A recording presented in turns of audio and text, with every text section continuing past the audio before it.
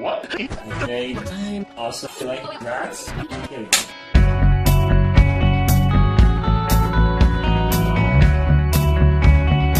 Hello YouTube, Sat here, how you guys doing? It's a bit late, but let's get into it. I have watched ReLIFE all the way to episode 11. And so far it's been good. I will mention this will have spoilers. I mean, it's obvious I'm making a review for specific episodes. They will be spoilers. Warned. So we've seen Kazeki be really awkward in school again, and yet somehow fit in quite nicely.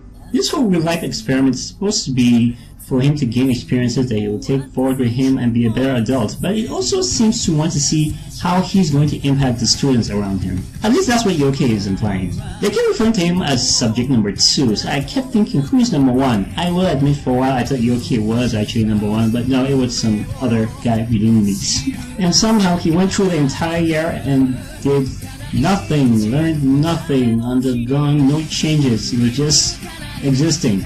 So yeah, he was completely okay with that. Yoke kind of feels responsible. I mean, he wanted to support him, but then he was told off for being too close, and then told off for not supporting him enough again. You just don't know what they want from you.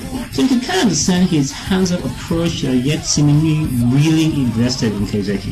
And I kind of like the guy's personality. He seems to be able to just see through Kazeki, see through all of his bullshit and know when he's lying and everything. Then again, he has bugged him to high heaven and knows everything that's up with him, so that helps. As I have mentioned, what's important is not only Kazeki's experiences, but also the effect he has on the other students. He sure is the biggest case for this, and she also seems to be the biggest benefactor amongst all the other cast members. You see how she's so crude, so emotionless, and yet the explanation for it is just so simple. As a child, she moves around a lot, makes friends, forgets them, so she just reached a point of her life where she doesn't bother anymore and just became emotionally numb to it all. But she realizes this is going to be her final year, and this is the year that actually cements what you become in the future. So she's trying to change. But still, how can she not know how to smile? That smile is just so freaky.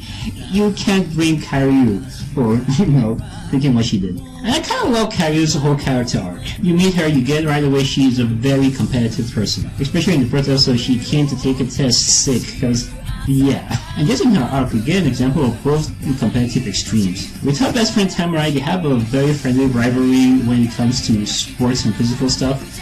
But with Hishiro, it's kinda almost backstabby, I wanna say in a way. But it just really gets to her that she considers Hishiro a rival, but Hishiro doesn't even know her. Like, he doesn't even matter to her. So that kind of got to her. Which of course came to the whole bullying arc that almost happened, and bullying is a really big deal to Kazeki, especially when you consider what happened to his senpai when he was working. But let's face it, it's a high school drama. We are going to have bully arcs. And it is sad that it does transcend to adulthood, especially in workplaces where one is a minority. But still, Karyu is so tsundere, and I have mentioned before, I'm glad she's soon, but not towards the main character, so it's kind of like seeing it from the outside. But Oga, how is he so clueless? They've been friends for years, but that's just it. Maybe just keep thinking about as a friend. We do have those. But it's so clueless to the fact that she likes him. And the whole reason she wanted to be a class representative is so that she could keep hanging out with him. But he doesn't know. Well, of course, Kazeki knows because he's a grown-up. And so does Onoya-an. And yeah, that should have clued me in. The fact that she was also in on the thing, and her and Kazeki were on two similar wavelengths. It should have clued me into what she really is, but I started suspecting when Kazeki was trying to keep Oga from approaching Hashiro to just keep a confrontation with Karyu, from happening, and she had that look and I was like, okay, wait, just maybe. But yeah, that whole episode confirmed it, and it was kind of cruel how she tried to come onto him just as a test. That was kind of cool. But yeah, she's a real-life employee. She's 27, pretending to be young. She's a support star as well, just like Yoke. In fact, she was the one that chose Kazeki as the next step subject. And she really wanted to be his main support, but unfortunately she didn't finish the whole preparation in time. I keep kind of kicking myself because it should have been obvious she's just way too moody to be true. You know what I mean?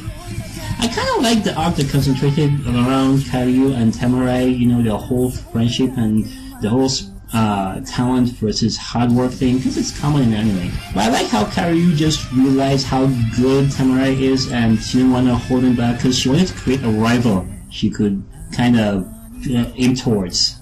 And she so wanted Tamurai, and they were good friends for it. Though they almost had a beautiful falling out, it was nice that it was show that actually worked hard to bring them together, kind of bringing on the change, you know, that she was looking for. So yeah, all in all, Kazeki's having a really positive effect on all the students. But I have to say, that episode that concentrated on his adult life and that whole black company, his relationship with his senpai, and how she committed suicide because of bullying at the workplace, it was a kind of dark episode there. Because honestly, even after all that happened, the people there just didn't seem to give a damn. Even the boss was like, yeah, well, she was a great worker, she loved this place, so follow her example, she killed herself. How will you ask me to follow her example? But it was nice that Kazuki's had a positive impact even there because of how he quit, because of the whole bullshit that was happening there, and the newer members, you know, the newer workers, they are kind of looking up to him for that. So yeah, that was ReLIFE. It's kind of putting this whole unique view on high school life, but from an adult's perspective. Because a lot of the time, Kazuki ends up being the one dishing out advice, even though he should be the same age, and they keep calling him out on that, but they still feel his positive impact. Even though a lot of the time the advice he gives is kind of hypocritical when you think about how he was pretending to his own friends that he had a job. So yeah, but it's a learning experience for everyone all around. So anyway, next I'll do a live reaction for the final 2 episodes of this season. Hopefully there'll be more, because we're only 4 months into the series, and it's supposed to be an entire year. So yeah, I'm thinking there should be another season to cover the second half of the year, and hopefully we'll get that. But anyway, next, join me please for the live reaction for the finale of the first season. Hope it's good. Later, guys.